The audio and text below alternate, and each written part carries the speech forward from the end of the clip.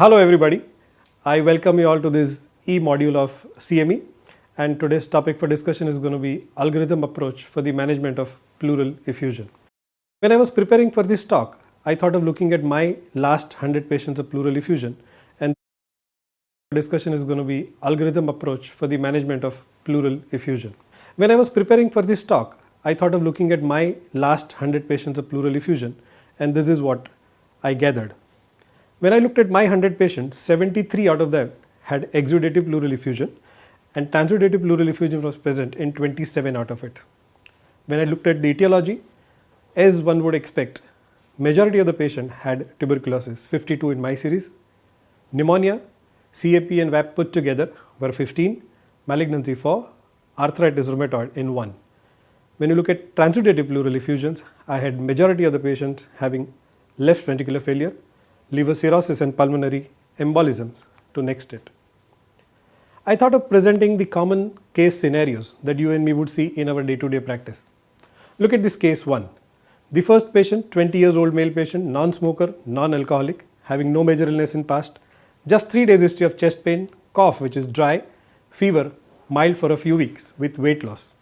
X-ray showing right pleural effusion, all blood tests within normal limits, tapping done, exudative pleural effusion, 4.4 grams proteins, 42 ADA. Put on AKT, responded well, standard patient. Look at the case scenario 2. Same age, about 35 years old male patient, again non-addict, non-hypertensive, non-diabetic, had few days of fever with cough, X-ray again showing right-sided pleural effusion, exudative, ADA normal, bacterial cultures negative, responded well to first line antibiotic, that is probably amoxicillin clavulanic acid, clinically better, X-ray took some time to resolve. Another case, a 45 years old male patient, unwell for about 3 weeks, X-ray showing right pleural effusion, ADA is about 35, neutrophilic predominance, after 2 weeks of antibiotics, no response, put on AKT, pleural fluid increased, patient more symptomatic with 2 kg of weight loss, after 2 weeks steroid aided, CT scan shows right pleural effusion with no other findings, after 6 weeks was subjected to thoracoscopy, pleural lesions, ultimately diagnosed as mesothelioma. Last case, 35 years old female, right pleural effusion, exudative pleural fluid, 37 ADA, normal neutrophilic predominant, put on AKT, no response to treatment, after 2 months effusion persistent, not increasing, CT done, showed rheumatoid lung. Patient is put on steroids, patient bed. Like anybody would do, AKT was continued because patient had already completed 2 months of therapy. Patient was put on continuation phase treatment and treatment was continued. So you could see that. Almost similar kind of presentation. You could have transudative to exudative pleural effusion, you could have tuberculosis, malignancy, bacterial infection, etc. presenting as pleural effusion. With that, let me tell you, pleural effusion is defined as abnormal fluid collection in pleural space. It is normally filled with about 5 to 10 ml of serous fluid, and it is secreted mainly from parietal pleura at the rate of 0.01 ml per kg per hour and is absorbed via lymphatics into parietal pleura. In flu clinical condition, the balance between secretion and absorption is altered and fluid starts collecting in the pleural space, presenting as pleural effusion. Accumulation of pleural fluid is not disease, it's not a specific disease by itself, but rather reflection of underlying etiology. Pleural effusion may accompany wide variety of disorders of lung, pleura, and maybe systemic disorders. Therefore, a patient with pleural effusion may not only present to us, that is pulmonologist, but may also present to general physician, rheumatologist, gastroenterologist, nephrologist, or even to general surgeons. Pleural effusions are associated with number of medical conditions causing fluid accumulation by differing yet synergistic mechanism, which includes either increased pleural membrane permeability, increased pulmonary capillary pressure, decreased oncotic pressure, and lymphatic obstruction. Pleural fluid analysis is important diagnostic information in most of the cases of pleural effusion. The standard workup would include determining whether the effusion is transudative or exudative, and important differentiating helps physician in narrowing the differential diagnosis. With that, we talk about 2 types of basic pleural effusion, that is transudative and exudative, based on Light's criteria. In transudative, fluid accumulates in the pleural space due to increased hydrostatic pressure or decreased oncotic pressure across the intact capillary beds of pleural membrane.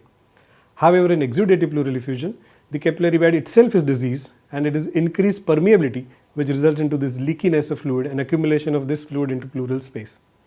This is how one would differentiate transudative from exudative. You have pH which is slightly acidotic, you have proteins which are less than 3, ratio between protein to pleural fluid to serum is less than 0.5, LDH of less than 200, ratio of LDH in pleural fluid to serum is less than 0.6, and glucose more than 60 would probably a serous fluid, whereas exudative would be little cloudy with little more cells with pH which is less than 7.2, proteins which are more than 3, ratio of protein in pleural fluid to serum is more than 0.5, LDH more than 200, ratio of LDH in pleural fluid to serum is more than 0.6, and less than 60 of glucose would probably be seen more commonly in exudative pleural effusion. When you look at the etiology of transudative and exudative, the common causes that you would see in day-to-day practice is left ventricular failure, cirrhotic liver disease, hypoalbuminemia, and patients on dialysis would be transudative, whereas commonly you would see exudative in tuberculosis, pulmonary embolisms, paraneumonic effusions, and malignancy may be primary or secondary. The other causes are enumerated there, but pulmonary embolism, 10 to 20% of them could be transudative. Malignancy also could be less number, and transudative, hypothyroid, mitral stenosis, etc. could present as transudative pleural effusion. When we look at mechanisms, the mechanisms are many. Increased pleural fluid formation or decreased pleural fluid absorption or disruption of aquaporin system in pleura could result into formation of or accumulation of pleural fluid in the pleural cavity. Increased interstitial fluid in lung, maybe you would see in left ventricular failure, pneumonia, pulmonary embolism. Increased intravascular pressure in pleura could be seen in right or left ventricular failure or SVC obstruction. Decreased pleural pressure would be seen in collapse of the lung, increased elastic recoil of the lung, and trapped lung. Presentation and clue. History would give you a lot of help in clinching diagnosis. Past history and clinical examination could be quite helpful in indicating appropriate investigations. Patient with pleural effusion have breathlessness, cough, occasional sharp non-radiating chest pain which may often be pleuritic. A pain generally disappears when the pleural fluid increases in quantity. A history of cardiac, renal or liver involvement could help you make up your diagnosis about transudative effusion. A history of cancer or malignancy can be suggestive of malignant pleural effusion. Recent leg swelling or deep vein thrombosis may result in effusion related to pulmonary embolism. History of pneumonia could suggest paraneumonic effusion, either complicated or uncomplicated. Previous trauma may result in hemothorax or chylothorax. Previous history of exposure to asbestosis is common in patients of benign effusion related to exposure to this asbestos or may have mesothelioma. Recent history of esophageal dilatation or endoscopy could result in esophageal rupture and effusion due to that. Certain drugs including amiodarone, methotrexate, phenytoin, nitrofurantoin can result in effusions. Rheumatoid arthritis and other autoimmune conditions can also result in effusion. Clinical signs such as hemoptysis may be associated with malignancy, embolisms or tuberculosis. Fever may occur in tuberculosis, empyema, pneumonia. Weight loss may be associated with neoplasm and tuberculosis. Physical findings such as ascites may help you make up your mind regarding cirrhosis, ovarian cancers, or maybe mixed syndrome. Unilateral leg swelling may indicate bilateral DVT or unilateral DVT with probably pulmonary embolism. When it comes to workup, the presence of bilateral symmetrical effusion in appropriate clinical context is highly suggestive of transudative effusion and generally requires no further investigation. However, it should be noted that 50% of congestive cardiac failure effusions are unilateral, where bilateral may be, even if it is bilateral, may be larger on one side. In these circumstances, if there is clinical discrepancy or probably clinical causes atypical, one may consider pleural tapping. Unilateral effusion generally requires further assessment, and the investigation of choice would obviously be thoracic tapping or the pleural tapping. Most of the effusions may be detected on plain X-ray chest, though lateral, specific lateral decubitus view may increase the sensitivity. 200 ml of pleural fluid should be present before any change is evident on plain X-ray chest. So less than 200 cc is difficult to pick up on a standard PA view. Classical appearance of pleural effusion is easily recognized. You have a C shape or the curved line with obliteration of angle. However, loculated pleural effusion may appear atypically. Encysted pleural effusion within lung fissure may give you appearance of parenchymal mass. This is what you would see in a standard classical effusion where the angles are not seen. You can see a dense opacity. If there is less fluid, if there is clinical suspicion, lateral decubitus view may be of help. If this is how you take a decubitus view, you could see that effusion probably, getting down on periphery and give you idea about pleural effusion. But most of this time now we don't really do this lateral decubitus X-ray because you have sonography chest available. It can not only help you quantify fluid, it can also help you understand whether it is a free fluid, loculated fluid. It can give you quantity and it can even give you direction for tapping, and it permits detection of even very minuscule amount of pleural fluid. This is how it would appear on a sonography chest. CT is one more powerful tool in diagnosis of pleural effusion, and contrast enhanced CT is probably recommended. Technique is most valuable when there remains substantial effusion. It improves the contrast between pleural abnormality of fluid, and scan is conducted in the late venous phase. This is how you would pick up probably the effusion there. Bilateral effusion like this would be seen like this, and in PET scan, and one more step ahead, and the best value is in distinguishing benign from malignant disease. Pleural infection, malignancy cannot be very well differentiated on PET scan. Larger effusion, more than 1/2 of hemithoracic volume may be aspirated easily without any imaging guidance, but in presence of smaller effusion, blind aspiration is unsuccessful and probably image guided has advantage. In absence of diagnosis, intercostal drain insertion and complete drainage of chest is generally not recommended, and it makes even more difficult further investigation if they are required. In symptomatic patients who are breathless with large effusion, generally more than 1 liter of thoracic tapping is not indicated. It serves both diagnostic and therapeutic purposes, and it generally relieves patients of their breathlessness. Test frank purulent pleural fluid is diagnostic of empyema, and it can have some orders as well. Turbid pleural effusion is seen in infection or even esophageal perforation. Milky should make you think in terms of lipid abnormalities or empyema. Biochemical parameters like fluid should be sent in all cases for measurement of proteins, LDH and glucose levels. Measurement of pleural fluid pH is recommended in cases of infected pleural effusion. Lymphocytic pleural effusion. A lymphocytic pleural effusion is most often result of tuberculosis or malignancy. However, up to 10% of tubercular effusions may have neutrophilic predominance, and lymphocyte-rich exudate may also be seen in sarcoidosis, rheumatoid involvement of the lung, or maybe chylothorax. There are BTS guidelines available on diagnosis of pleural effusion, and it says that pleural fluid cell proportions are helpful in narrowing differential diagnosis, but none are disease specific. Any long-standing pleural effusions tends to become more populated with lymphocytes. Pleural malignancies, cardiac failure, and tuberculosis are common specific causes of lymphocyte predominant effusions. So if you look at more than 50% of lymphocytes in pleural effusion, these are the common causes that one would come across, and that's malignancy, tuberculosis, lymphoma, rheumatoid, maybe sometimes sarcoid and uremic pleuritis effusions. Pleural tuberculosis, it displays important pleural features that significantly contributes to diagnostic process of pleural tuberculosis. Such features preclude the need of invasive investigations like thoracoscopy and pleural biopsy. Microbiological assessment remains of paramount in diagnosing and deciding treatment strategy. ZN staining of pleural fluid is positive in very less number of patients. Addition of cultures would improve the yield. TB-NAT is specificity of 90%, but sensitivity somehow is very low, and that GeneXpert is one test which is not very useful in diagnosis of tuberculosis in pleural effusions. ADA is one more important test in differentiating tuberculosis from rest of the causes of exudative pleural effusion. It is metalloenzyme whose presence in high level within pleural fluid strongly indicates tuberculosis, particularly in areas where tuberculosis is highly prevalent. They are detected in non-TB settings as well. You could see that elevated in malignancy, rheumatoid arthritis, SLE, and even paraneumonic effusions. But in view of this, it is important to acknowledge that there are two ADA isoenzymes available, and ADA2 levels are relatively high in tuberculosis setting. But most of the labs do not help us by differentiating these two isoenzymes, and we need to rely mainly on the overall total value of ADA. In various studies, it is seen that if lymphocytic predominant pleural fluid ADA levels are more than 40, it is almost exclusively secondary to tuberculosis.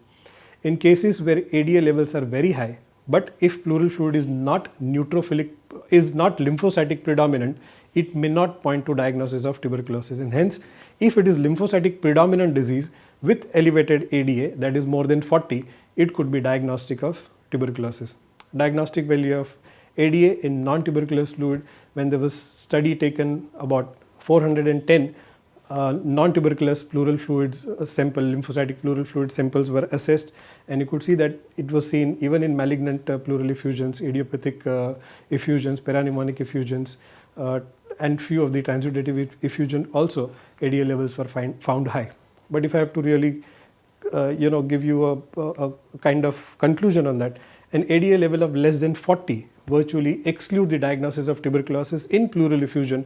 They are lymphocytic predominant. That means if you have a situation where lymphocytics are predominantly high and your ADA level is less than 40, probably it could rule out presence of tuberculosis. The various studies also undertaken, and which concludes that ADA levels in non-tuberculous exudative pleural effusion rarely exceeds the cutoff value, which is of 40 in pleural effusions.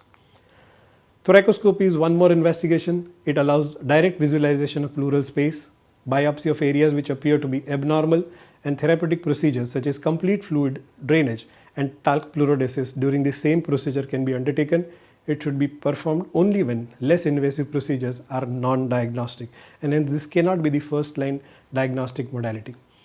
It is investigation of choice in exudative pleural effusion where a diagnostic pleural aspiration is non-conclusive and you are highly suspecting malignancy. So in a situation when there is lymphocytic predominant pleural effusion with ADA levels of more than 40, probably one would not really look at doing thoracoscopy. It is suggested as next investigation of choice since the procedure will be relatively uncomplicated and pleurodesis is, and where pleurodesis is likely to be indicated. It can be done under local anesthesia, and it can be a day procedure. VATS, it is performed by thoracic surgeons and requires general anesthesia. It is therefore not suitable option for frail individuals and those patients where other comorbidities are present. It reports high diagnostic sensitivity, approximately 95% for malignancy. It is relatively safe and has got low complication rate, but patient definitely requires hospitalization, needs a drain, and probably requires average hospitalization of about 3 days. TEE, that is transesophageal echocardiography, can image pleural fluid. Left pleural fluid collection may be easier to detect than right, as thoracic aorta serves as a acoustic window. And in studies it was concluded that minimum volume of pleural fluid that can be detected with TEE on both sides of chest with transesophageal echocardiography. Pleural effusions in specific situations like rheumatoid arthritis. Pleural involvement is most frequent manifestation of rheumatoid arthritis in chest. 46% of the cases, RA-associated effusion is diagnosed in close temporal relation with diagnosis of rheumatoid arthritis clinically. Effusion is exudative, characterized by low pH, low glucose level, and high LDH and some cell counts. The review identified that RA-associated pleural effusion afflicts more men than women. 95% of the patients have high titers of rheumatoid factor. Thus, assessment of RA factor level may help in diagnosis of effusion in rheumatoid arthritis and concluding it to be rheumatoid arthritis related pleural effusion. Workup for other systemic disease, pleural involvement in few systemic illnesses is usually sign of lesion occurring at other levels.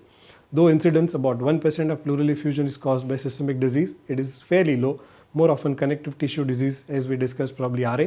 SLE may be present with this. Vasculitis in vaginous granulomatosis, Church-Strauss syndrome may have pleural involvement. Again, the incidence is very low and one must keep that in mind if it doesn't fit into any other diagnostic criteria. Treatment of pleural effusion is usually directed at underlying disease or underlying cause rather than treating the effusion itself. The transudative effusion characteristically resolve following treatment of their cause. That means if you are dealing with probably parapneumonic effusion, the minute you take care of infection, the minute pneumonia resolves, this particular effusion starts resolving. Whereas exudative effusion often require removal of fluid for symptomatic relief. If patient is breathless and if there is large amount of fluid, one may have to tap it. The specific treatment of pleural effusion should depend on etiology. Treatment of underlying cause usually helps resolve most of the transudative effusions. Effusion associated with disorders like rheumatoid arthritis, SLE, when treated with steroids, resolution starts within 2 weeks of treatment. Therapeutic thoracocentesis is used to remove large amount of fluid to relieve dyspnea and to prevent ongoing inflammation and fibrosis in parapneumonic effusions. To avoid production of pneumothorax during removal of large quantities of fluid, remove fluid during therapeutic thoracocentesis with a catheter rather than needle introduced into pleural spaces. It is recommended to remove only moderate amount of pleural fluid to avoid even re-expansion pulmonary edema and avoid causing pneumothorax. Removal of 400 to 500 ml is often sufficient.